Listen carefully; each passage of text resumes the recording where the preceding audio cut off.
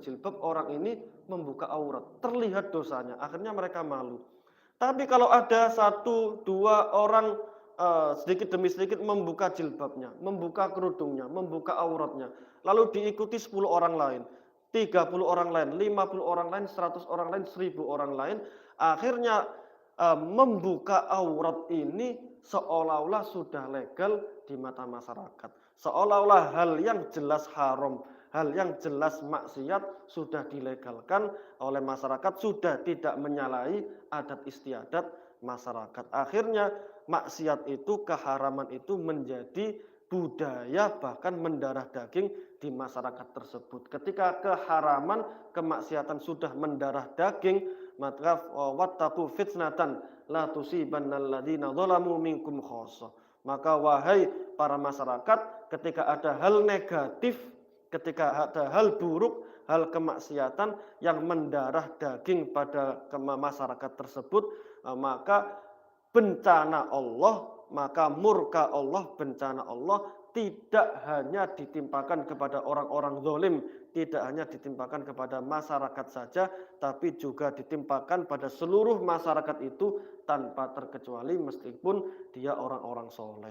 Orang soleh itu hanya bermanfaat pada dirinya sendiri, tapi kalau orang muslih, orang yang bisa memperbaiki keadaan, levelnya sangat tinggi dan itu dijaga oleh Gusti Allah. Minimal dengan cara menghidupkan syiar-syiar agama, memerintahkan kepada kemakrufan, mengenalkan kepada kebaikan, mengenalkan kepada kewajiban.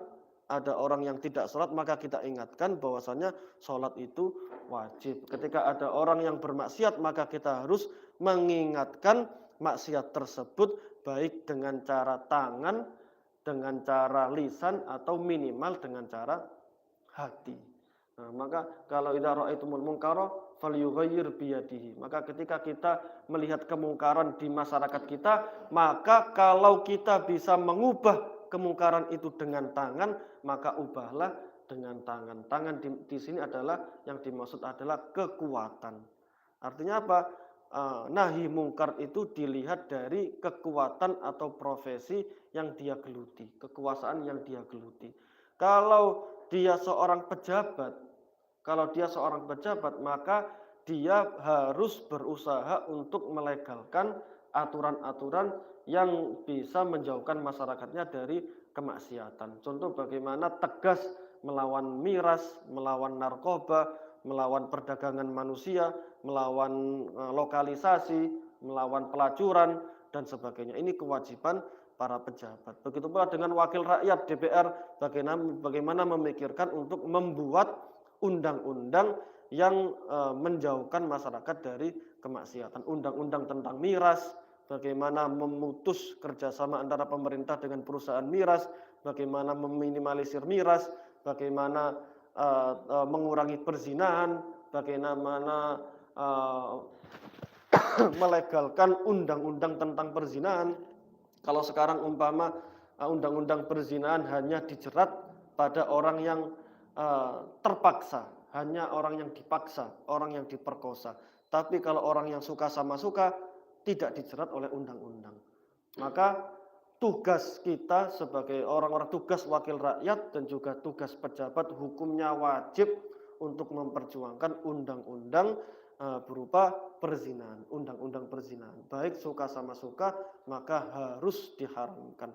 Toh seluruh agama, bahkan seluruh adat istiadat dimanapun juga tidak melegalkan perzinahan. Ini harus diperjuangkan. Itu kalau kemungkaran dengan tangan. Kalau kita tidak punya kekuasaan, tidak punya kekuatan dalam tanda tangan, katakanlah kalau pejabat DPR cuma tanda tangan saja sudah bisa nahi mungkar dan pengaruhnya sangat besar sekali. Tinggal memerintahkan Satpol PP ini bubarkan perzinahan, bubarkan lokalisasi. Hanya demikian bisa. Tapi kalau tidak bisa, maka fabilisanihi, maka dengan lesan. Bagaimana cara mengingatkan antara satu sama lain dengan kebaikan dan mengingatkan, melarang hal-hal mungkar, hal-hal yang buruk di tengah masyarakat. Kalau lesannya sudah tidak bisa, mereka takut terancam ketika dia speak up, ketika dia mengingatkan masyarakat, maka dia takut diancam, dia takut diusil atau mengusik